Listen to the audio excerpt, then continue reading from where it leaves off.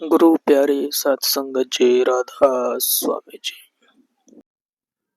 प्यारी सत्संगत जी, कल मुंबई में हुजूर महाराज जी ने संगत को अपने दर्शनों से निहाल कर दिया। और सवाल जवाब के दौरान जब एक लड़की हुजूर महाराज जी से सवाल करते हुए कहती है, क्या भजन सिमरन करना जरूरी है? हुजूर जी थोड़ा मुस्कुराते हैं और मुस्कुराते हुए कहते हैं, बिल्कुल जरूरी है बेटा। तब कुछ देर चुप रहकर फिर वह लड़की बोली कि बाबा जी, अगर हम सेवा करते हैं तो क्या हमारे पाप खत्म हो सकते हैं, हमारी मुक्ति हो सकती है? तब महाराज जी समझाते हुए कहते हैं, बेटा, बाहरी सेवा तो केवल हमारे वातावरण के लिए है, माहौल प्रदान करती है। असल सेवा नाम की सेवा है, नाम की कमाई है। भजन सिमरन के बगैर इसका कोई महत्व नहीं रह जाता। सेवा संगत के बीच प्रेम पैदा करती है, प्रेम का जरिया बनती है। और बाबा जी भी अपने सत्संग में फरमाते हुए कहते हैं कि प्रेम हमारी हस्ती का सिर है, बगैर प्रेम हमारा कोई वजूद नहीं है। और इस आत्मा का प्रेमी वो सतगुरु है जिससे बिछड़कर इस दुनिया में दर दर की ठोकरें खाती भटक रही है। इस दुनिया में आकर अपने उस सच्चे प्रेमी को भूलकर इस दुनिया में काल की बनाई इस रचना में प्रेम ढूंढ रही है। यह आत्मा केवल प्रेम की मारी है और वह प्रेम उस सेवा से पैदा होता है। और वह सेवा, उस सेवा के जरिए जब प्रेम पैदा होता है तो हम भजन सिमरन में मन लगाते हैं और भजन सिमरन के जरिए हमारी मुक्ति का रास्ता खुलता है। इसलिए हमें गुरु की आवश्यकता पड़ती है ताकि हमें हमारा असल मकसद समझा जा सके, हमें सच्चे प्रेमी का बोध करा सके। अगला प्रश्न, एक लड़की हुजूर जी से कहती है कि हुजूर जी, मैं बीटेक कर रही हूँ और आपने भी बीटेक किया हुआ है।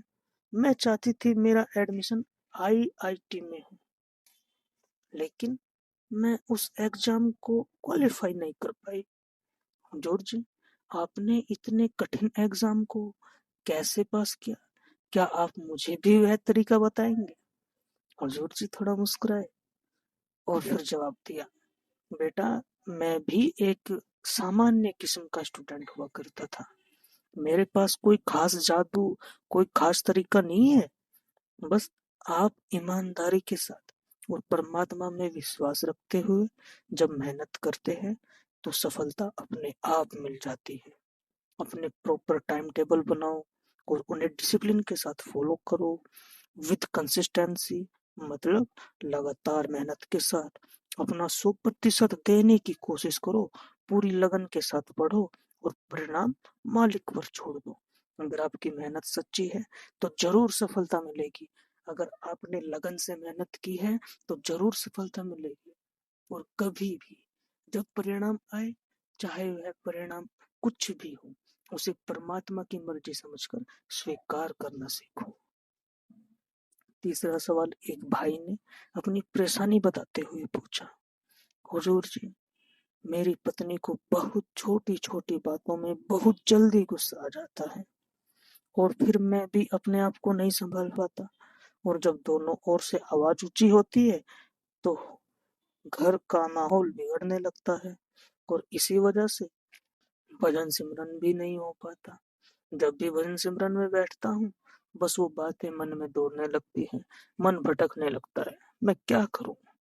हुजूर जी ने बड़े ही प्यार से समझाते हुए कहा, बेटा, हर आदमी को अपनी अलग अलग आदतें होती हैं।